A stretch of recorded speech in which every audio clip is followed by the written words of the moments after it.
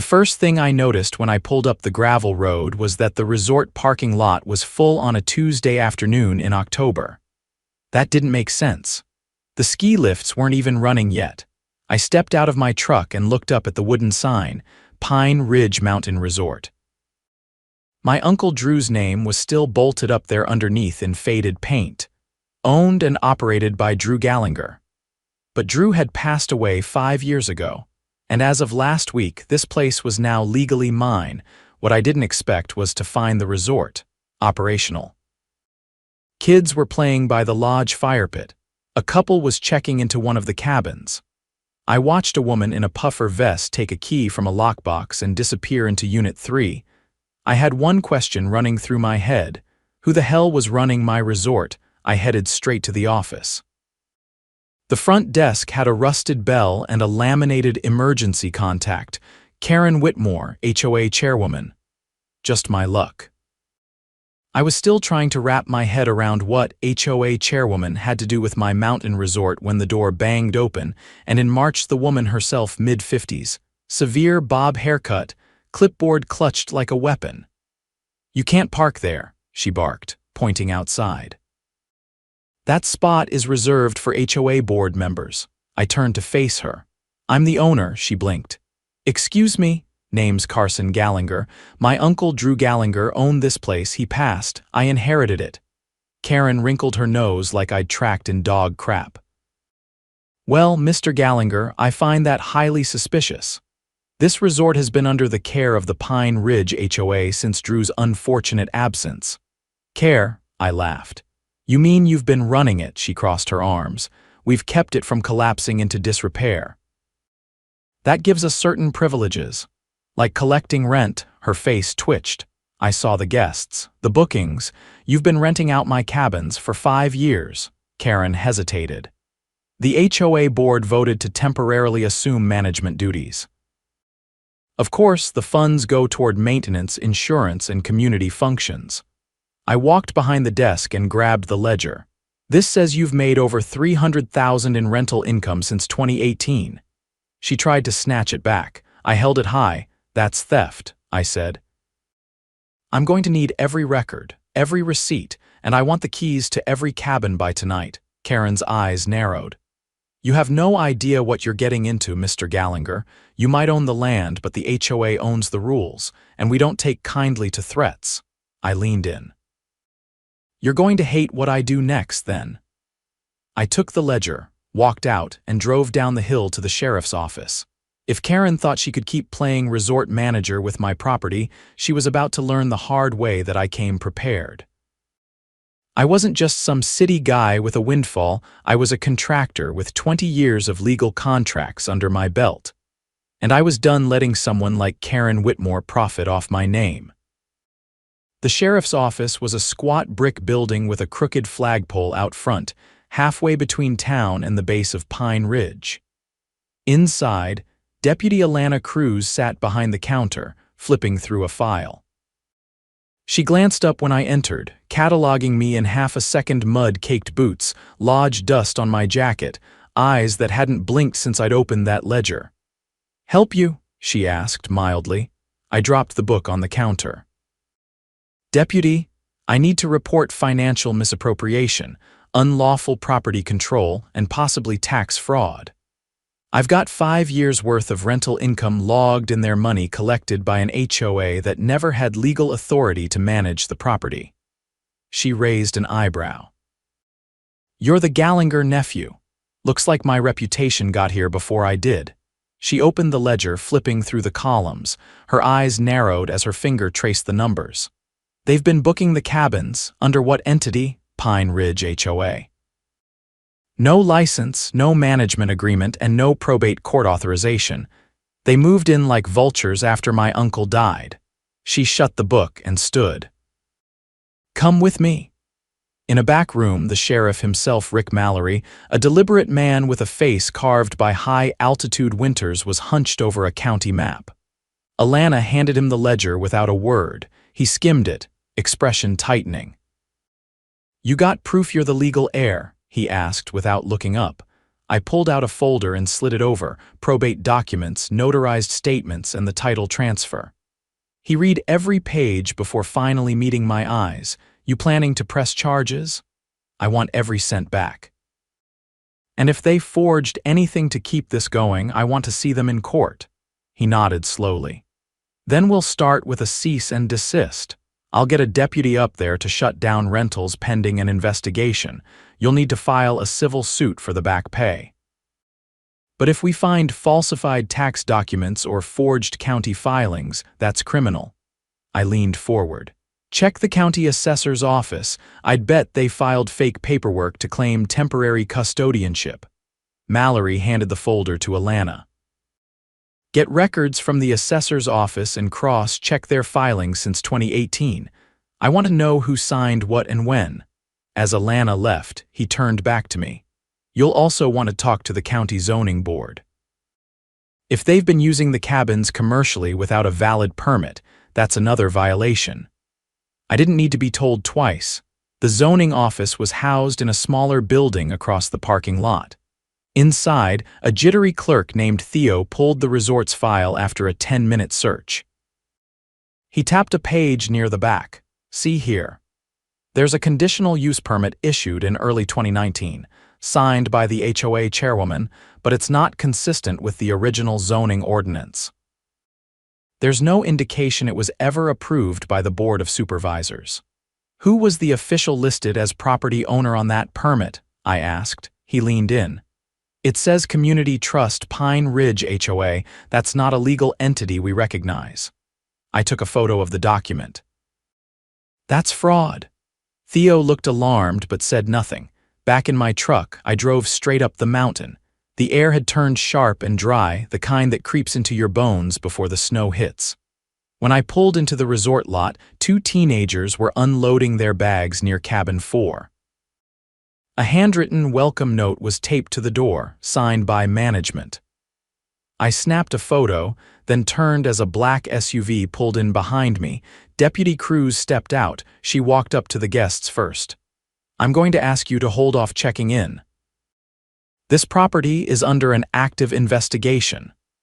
They looked confused, but she was already moving toward the main lodge, one hand resting casually on her belt.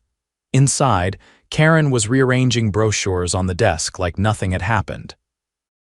Karen Whitmore, Alana said calmly, I'm issuing a cease and desist on all commercial activity on this property, effective immediately. Karen stiffened. On what grounds? Unauthorized use of property, potential zoning violations, and misrepresentation of ownership. You'll need to provide all financial records, contracts, and tax filings related to Pine Ridge Resort operations within 72 hours. Karen's face flushed. This is outrageous. The HOA acted in the community's best interest. Your intentions aren't the issue, Alana replied. Your authority is. And unless you can produce legal documentation proving your right to manage this property, you're facing serious consequences. Karen's hands curled into fists on the counter. You have no idea what this place would look like if we hadn't stepped in. Pipes burst. Roofs caved. We paid out of pocket. I didn't look away. Then you should have billed the estate, not stolen the income. She didn't respond. That night, I stayed in the main lodge. I found the old office Drew used to use still smelled like cedar and old coffee. I booted up the ancient desktop, and to my surprise, it still worked. Inside the documents folder was a single file labeled HOA agreement. I opened it, blank. No contract, no signatures, nothing to suggest Drew had ever given the HOA control of anything. I backed it up to a USB stick and called an attorney the next morning. Her name was Lee Raines, a real estate litigator out of Denver who'd handled cases like this before. We met in a diner halfway up the pass. She wore hiking boots, her laptop open before the waitress even brought coffee. This sounds like a classic overreach, she said, scanning the files I handed her. HOAs are notorious for stretching their authority, especially in places like this where oversight is thin. What's our angle? We file a civil suit for restitution every dollar they collected, plus damages. We also file a petition with the county to invalidate all permits issued under false authority. Once we push that, it opens them up to criminal liability for tax evasion, fraud, and possibly even racketeering.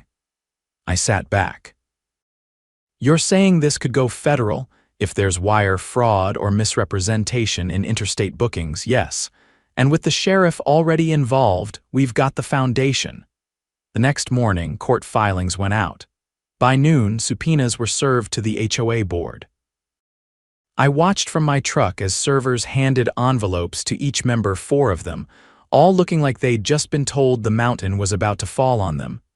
But Karen, she wasn't shaken, she was furious. That afternoon, I found a note taped to the lodge door. It read, HOA emergency meeting tonight, attendance mandatory, resort future at stake. I tore it down. At 7, I parked outside the community center just downhill from the resort. Inside, the board sat at the long table like they owned the place. Karen stood at the podium speaking into a mic. Due to recent interference by parties claiming ownership, the board must vote on protective measures to maintain continuity of operations. Someone in the crowd raised a hand. Is it true we never had the legal right to rent those cabins? Karen's jaw tightened. That's being handled. I stepped into the aisle. It's already handled. You committed fraud. Gasps echoed down the rows. I walked to the front and dropped a copy of the zoning permit on the table. Filed under a fake trust, not approved through the county. And every one of you signed it. Karen reached for the mic. This is a disruption. No, this is a reckoning. I turned to the crowd. You've all been lied to, told your HOA was protecting the resort. But they were collecting money under false pretenses, spending it without oversight and filing fake documents to keep it going. That's not stewardship, that's theft. Silence. Then someone stood up in the back. It was an older man with a weathered face and a cane. I paid dues for 5 years thinking it went to trail maintenance and snow removal. You used it to line your pockets, another voice. Where's the money, Karen? And another. I never voted to manage the resort. Karen backed away from the podium. I didn't say another word. I didn't need to. The community had seen enough. Outside, as the parking lot cleared, Lee called. The county just voided every permit issued by the HOA since 2019. You've got full control, Carson. And the DA's office wants to talk. I looked up at the mountain, its peaks catching the last orange light of the day. They'd used my uncle's legacy like their personal ATM. Now it was my turn. The crisp air outside the community center was quiet, but the tension hadn't left with the crowd. Lights from nearby cabins flickered like distant campfires. I stood by my truck, arms crossed, watching Karen emerge alone. Her board had scattered, some ducking into cars, others disappearing on foot. She paused when she saw me, then walked over, slower than before. You think you've won, she said, her voice low. I think I've exposed a fraud, I replied, her jaw tensed. You're not from here, you don't understand what this place needs. I didn't answer. I just opened my truck door and climbed in. By morning, the first email from Lee had landed. Carson, check this out. Financial anomalies go deeper than rentals. HOA board used the resort's revenue to secure a revolving line of credit under a shell LLC. Name on the paperwork, Pine Ridge Community Fund. No IN, no registration at the state level. We've got bank transfers but no traceable business entity behind them. This is serious. I forwarded the file straight to the DA's office. Within hours, subpoenas followed. That evening, I met with Lee at the lodge. She'd driven up from Denver again, laptop open, tabs multiplying like wildfire. They used your uncle's death as cover, she said, scrolling. Filed an emergency custodial petition under the guise of community stabilization, but the judge never signed off. It was submitted, but no ruling. That means they acted without judicial authority. They just assumed control, I said, pacing, like squatters with a clipboard. Worse. They applied for a state grant 2 years ago, community revitalization funds. Claimed they were renovating the resort for low-income access to wilderness retreats. I stopped. They got state money, $42,000, dispersed to the same Pine Ridge Community Fund account. And it disappeared within 6 months. Where'd it go? That's what the forensic accountant is working on now. That night, I walked the perimeter of the property, flashlight in hand.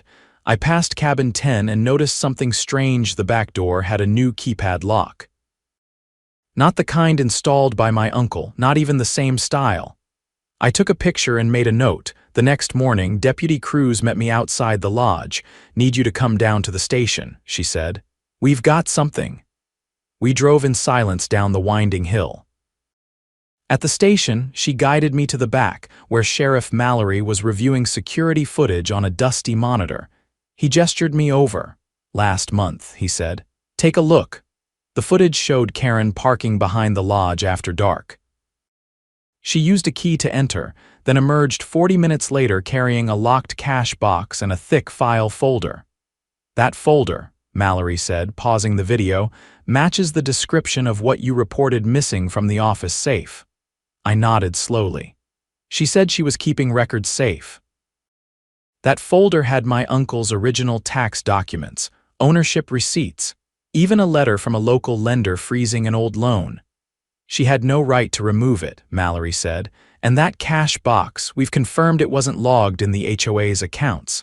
He handed me a copy of the warrant. "We're searching her house today." By sunset, Karen's 2-story home on the East Ridge had been turned inside out. The county IT team took her hard drives. A safe was hauled out under chain of custody. Inside, the missing cash box, empty, but the big break came from her laptop. "We found encrypted folders," Lee told me over the phone, her voice tight. "One of them was cracked by our forensic guy, Carson. It's a ledger, a hidden one. Side payments, deposits into a personal account at a credit union in Utah." I didn't speak. She was funneling money out of state. Close to $98,000 over 4 years. That night I sat with the sheriff on the lodge porch, wood crackling in the fire pit beside us. He didn't say much, just handed me a folder. "DA's filing felony charges," he said. "Wire fraud, tax evasion, theft by deception, tampering with public records. She's looking at 15 years, maybe more." "She'll negotiate," I said. "She'll offer restitution in exchange for a lighter sentence," he nodded.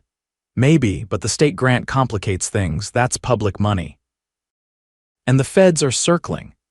I stared at the empty cabins, all dark now, no guests, no laughter, just cold windows and silence. "Did you know her?" I asked. "Karen," Mallory leaned back.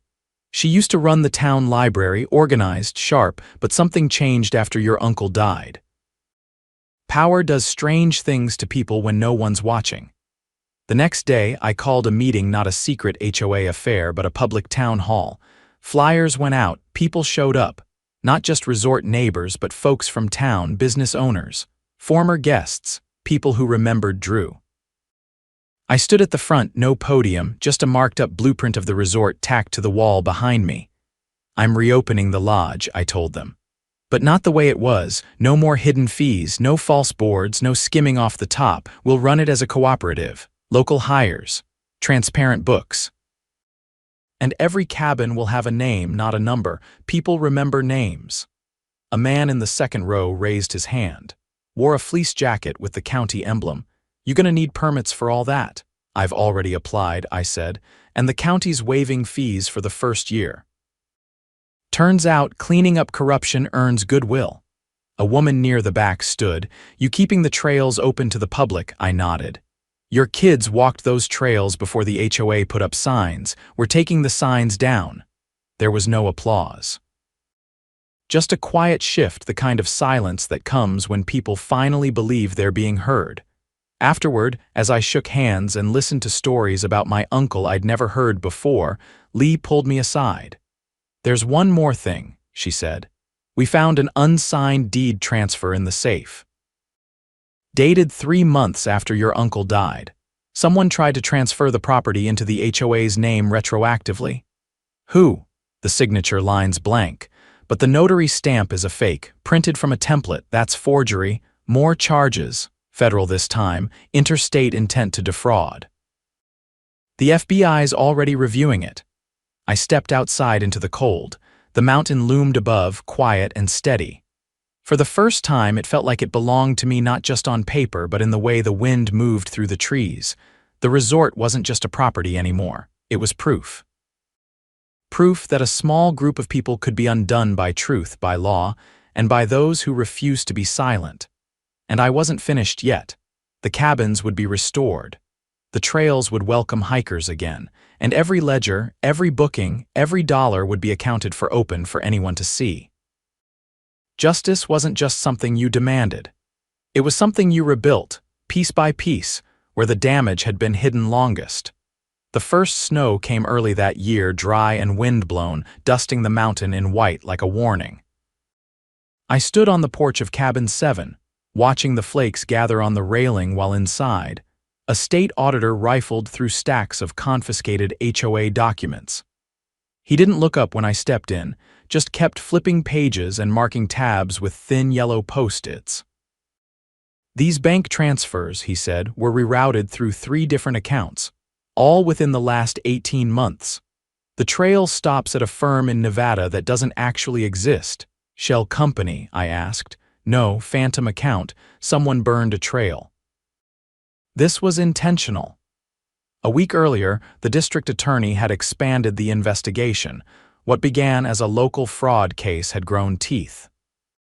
Evidence recovered from Karen's laptop, and the safe revealed not just misappropriated funds, but a coordinated effort to conceal the theft across multiple jurisdictions. Once the state grant money was flagged as misused, the Office of Inspector General got involved. Things escalated fast. Now the resort was swarming with officials, accountants, and tech specialists. Every ledger, every email, every cabin contract was under scrutiny. And still, the worst part hadn't come out yet, not until the sheriff called me back into his office and showed me the sealed envelope. "Anonymous tip," he said, "came in this morning, addressed to you." I slid the contents onto the desk, a single flash drive and a note typed in block letters. Ask what happened to Cabin 9's guest records. February 3 years ago. Mallory inserted the drive into his desktop and opened a video file. There was no audio, just grainy security footage from the main lodge. Timestamp: February 23rd, 3 years prior. A man in ski gear entered the lobby holding a duffel bag. His face was partially visible when he pulled off his goggles, mid-40s, dark beard, red jacket. He approached the counter, spoke briefly to someone off camera, then followed them down the hall. "Who's that?" I asked. Mallory paused the video. "That's what we're trying to find out." No check-in records exist for that night, and Cabin 9, he pulled a second file from his drawer, reported a fire that same weekend. Small one, electrical, but the repair records were unusual. He handed me the report. The work order had been signed off by a contractor I'd never heard of. The invoice came from a business that didn't exist anymore. There was no itemized list, just a vague note. Damage contained, no structural concerns. I set the file down. "What are you saying?" "I'm saying someone came up here under the radar, something went wrong, and the HOA buried it. And if there's no guest record, no ID, no paper trail, we might be looking at more than theft." A week later, we had a name. The man in the video was identified as Alan Riley, a federal whistleblower who disappeared under sealed circumstances during an open investigation into a regional land development firm. He'd been under witness protection. The date of his disappearance matched the night he'd checked into the resort. I met with Lee and a federal agent from the Department of Justice on a snowy Tuesday afternoon inside the newly reopened community center. The agent, a tall man named Keene, laid out the sequence of events like he was unpacking a crime scene.